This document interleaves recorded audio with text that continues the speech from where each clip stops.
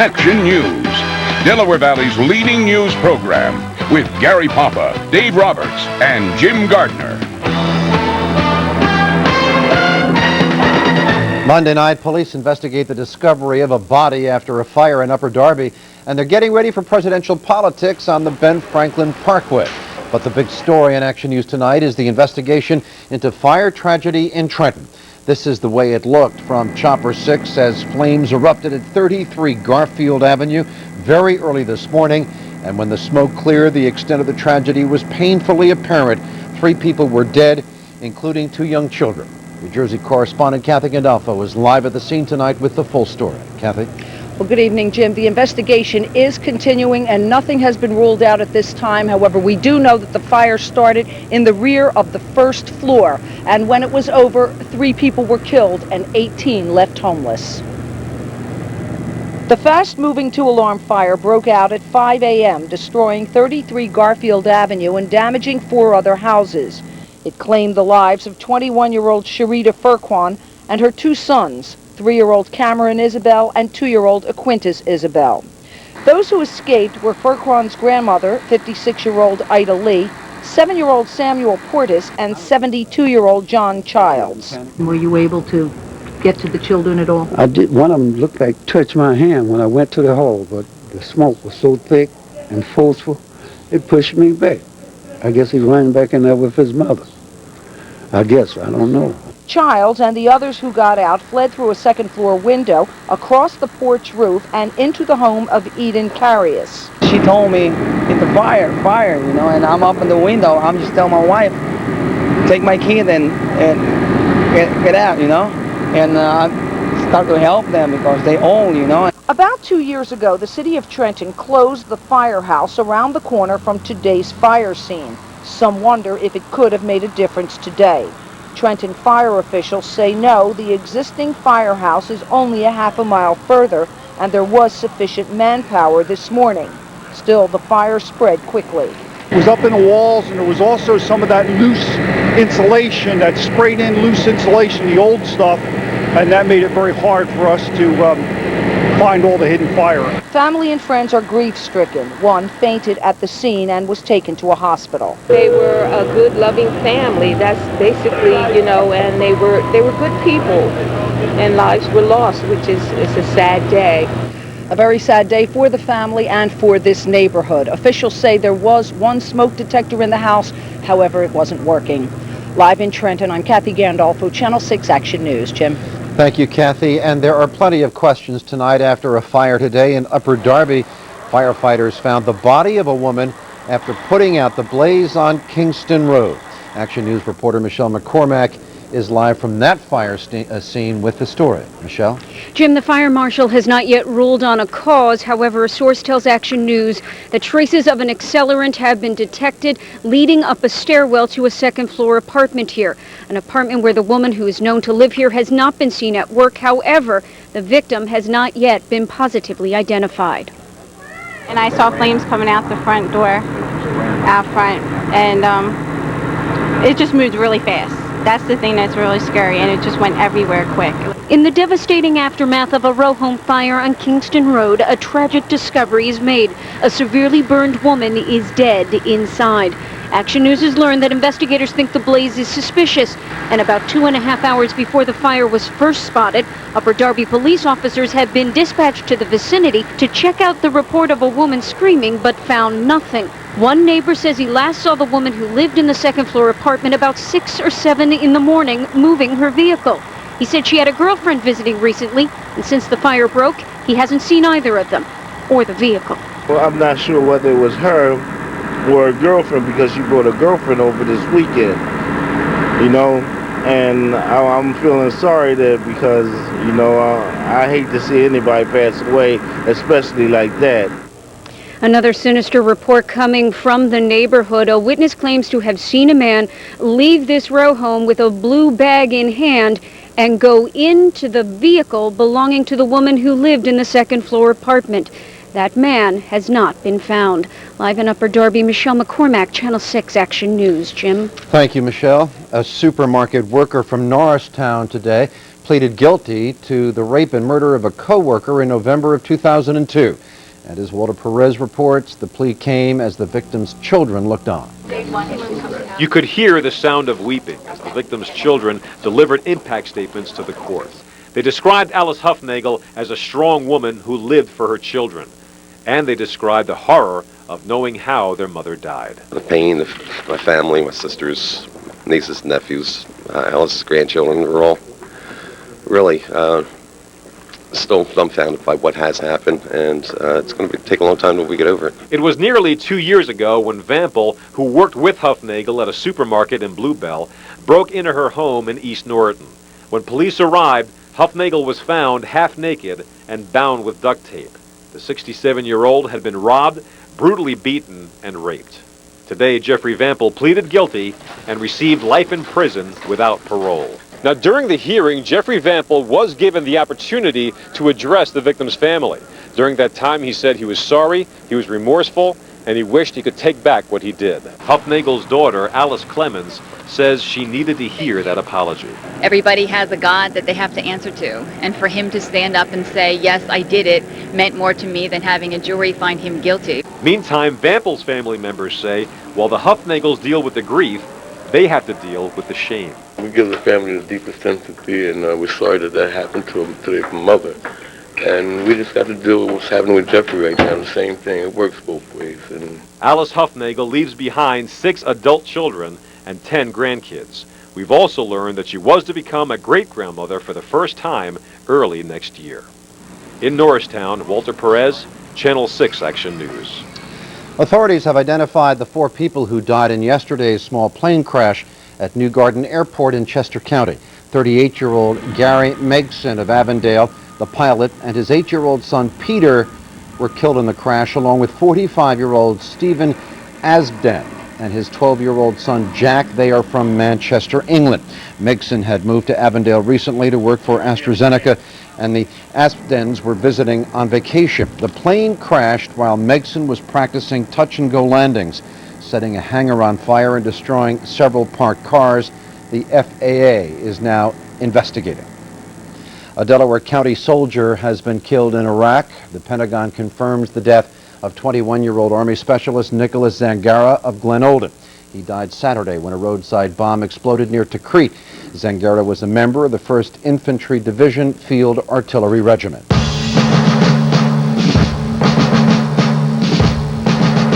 This is a live picture from inside the Fleet Center in Boston. The Democratic National Convention was actually called to order just over 2 hours ago. It is currently in recess. The first day doesn't really get going until after dinner. The schedule calls for a speech by former Vice President Al Gore at about 8 p.m. Former President Jimmy Carter will address the convention at about 9. And then tonight's primetime offering will be a speech by former President Bill Clinton. He will be introduced by Senator Hillary Rodham Clinton. It has been a relatively quiet start to the convention. Pennsylvania delegates heard from Governor Ed Rendell and Senator Joe Biden of Delaware this morning at a breakfast meeting, and while New Jersey delegates breakfasted with Governor Jim McGreevey. Security is extraordinarily tight all over Boston for the first national party here since 9/11. Inside the Fleet Center earlier today, President Carter practiced his speech tonight, and Patti LaBelle rehearsed for her performance.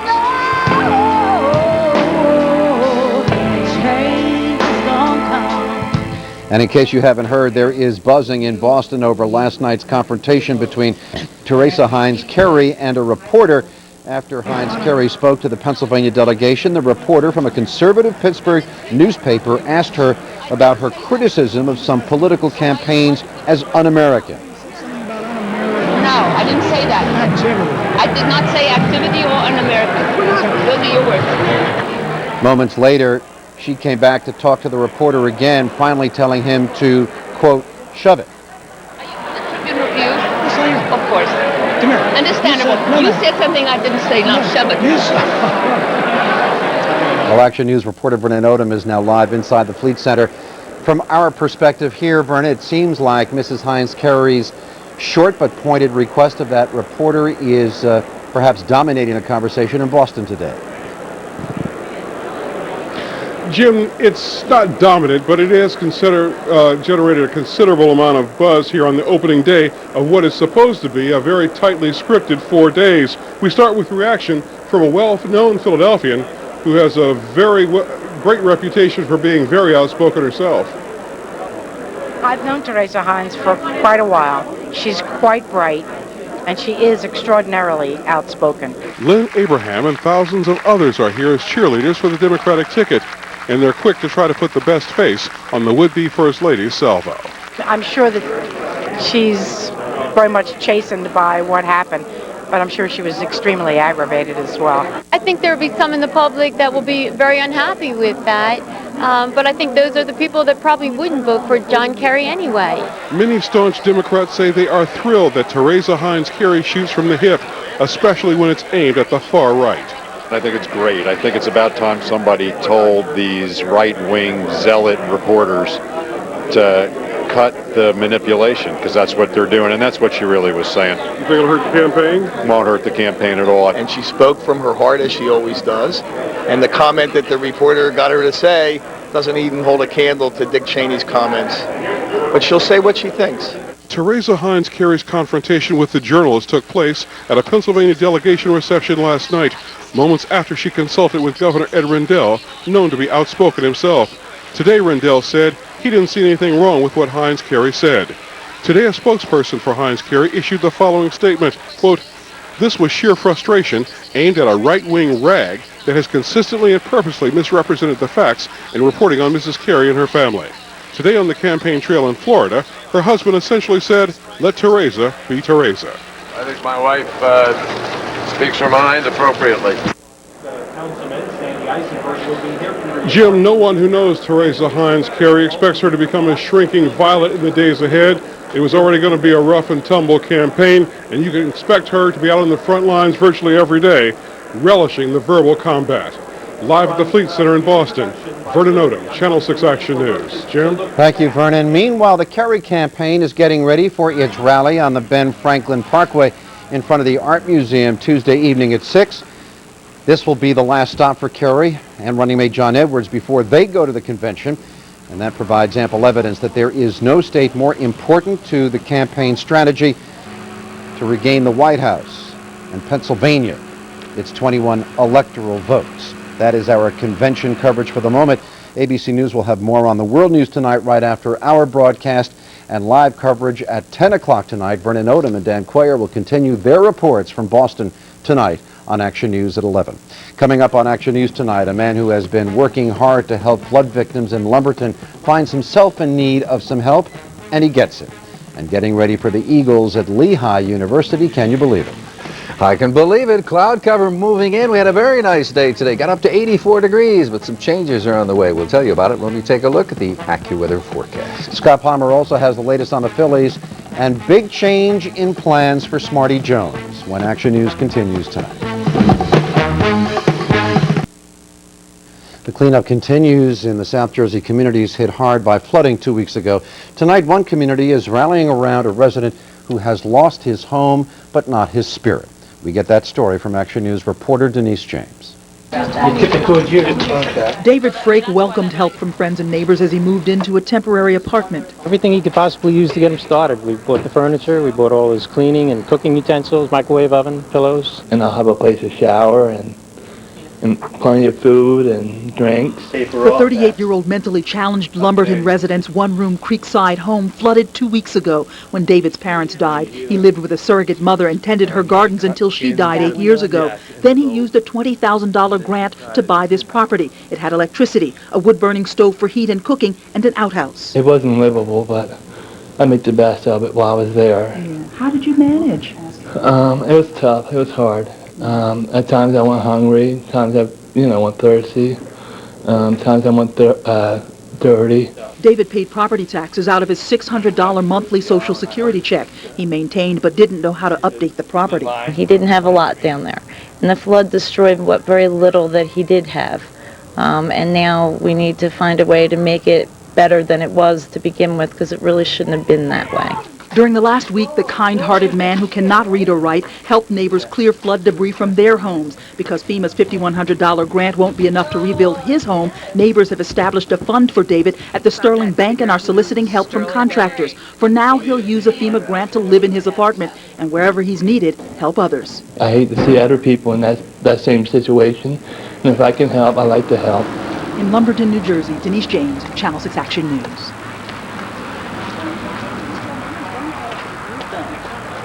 If you see news happening, call the Action News tip line toll-free at 866-NEWS-6 or contact us online at WPVI.com.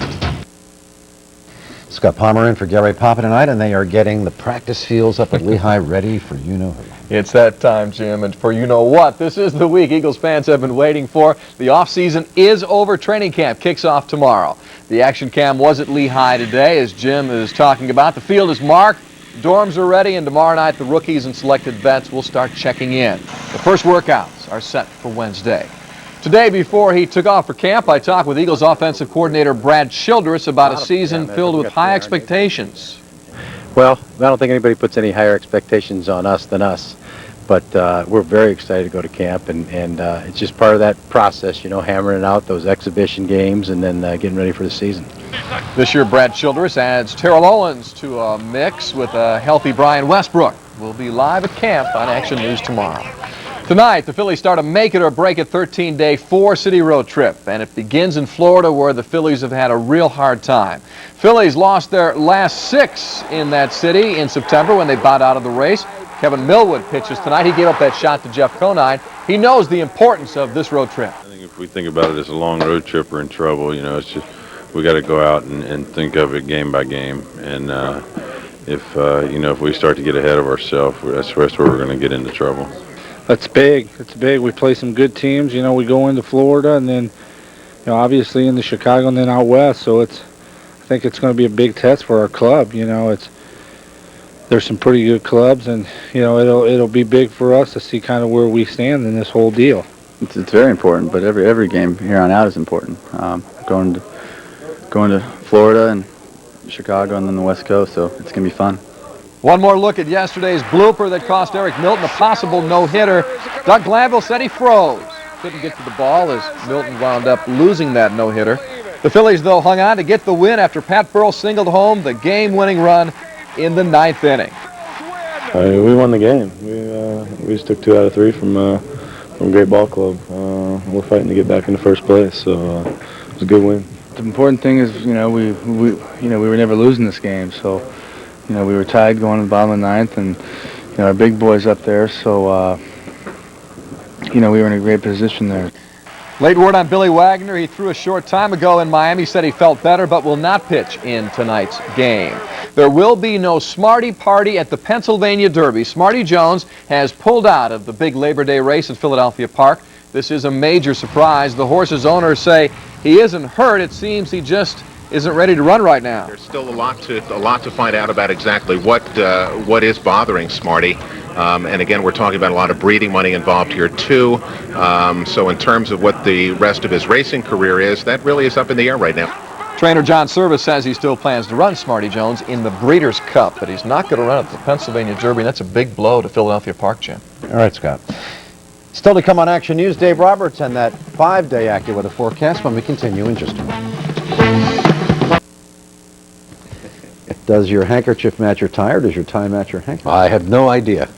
You just match each other. I can't tell. It's supposed to all work together. And it does. Thank you very much. Thank you, James. I appreciate your approval. And I authorize that statement. All right, Storm Tracker 6 Live. There's no precipitation out there right now. Watching a little stuff around the Allentown area, but well to the north and west of Allentown. Let's take a look at the numbers today. Temperature-wise, how did we do? Well, Philadelphia got up to a warm 84 degrees. Allentown 79 for Reading, the same. 78 in Lancaster. Go down south. Wildwood 72, 78 in Atlantic City. Lakehurst 78 degrees. And Trenton at 79. Again, 84 today in Philadelphia. Here's the satellite along with Action Radar. Watching increasing clouds over the past 12 hours. We're also watching a pocket of precipitation both to our north, to our west and then down to the south. Look at this line as it extends from western Pennsylvania all the way down to the Gulf. Some pretty good moisture developing there. So we've got moisture coming from the west, and we've got some ocean moisture coming in off the ocean. 68 degrees overnight, mostly cloudy. Could be a shower around, most likely. No one will see any precipitation before the midnight hour. Now, as we go into tomorrow, we see that frontal system just lifting a little bit and bringing in some of that moisture. Clouds and showers, possibly a thunderstorm. Tomorrow's high. We expect to get near 80 degrees. Might fall a little short if we have mostly cloud cover tomorrow without any sunshine at all. Down the shore, clouds and sun, a little better situation down there. Not much though, a few showers and a thunderstorm. Burn index is low. The water temperature 73 degrees. 80 in Cape May, 79 in Ocean City, 78 Long Beach Island. Down the shore come tomorrow. And then as we look to Wednesday, we're trying to clear this system out. We're not going to have much luck. Clouds turning to some sun, maybe some rain in the morning as we try to get that frontal system through. So the call from AccuWeather is the clouds are moving in. They're in the process of doing that right now. 67 degrees up there in the Poconos, 79 in Allentown, 73 for Wildwood. Trenton checking in at 78 degrees. Our low was 64. Our high came at 3:21 this afternoon. It was 84 degrees in the Northeast, 79, 80 outside the station, 81 for Center City, 79 the official number at the airport, and 79 in Camden. We're live on Sky 6. Look at that cloud formation over the airport. Lots of clouds. 79 degrees, humidity 52%, the barometer 30.08. It's steady winds out of the east, 14 miles an hour. Ocean temperature 73 degrees. The exclusive AccuWeather 5-day forecast tonight turning cloudy. You just saw that live on Sky 6. 68 degrees tomorrow, showers and a thunderstorm on a settled pattern, 80 degrees. Cloudy, then sun, still maybe a shower, 84. And then we're into warm and humid, 86, 88, and 88 degrees. The clouds taking over, showers moving in, some rain, some showers on the way. Thank you, David. World News Tonight is next on Channel 6. Action News continues at 11. For the entire Action News team, I'm Jim Gardner. We hope you'll join us later tonight.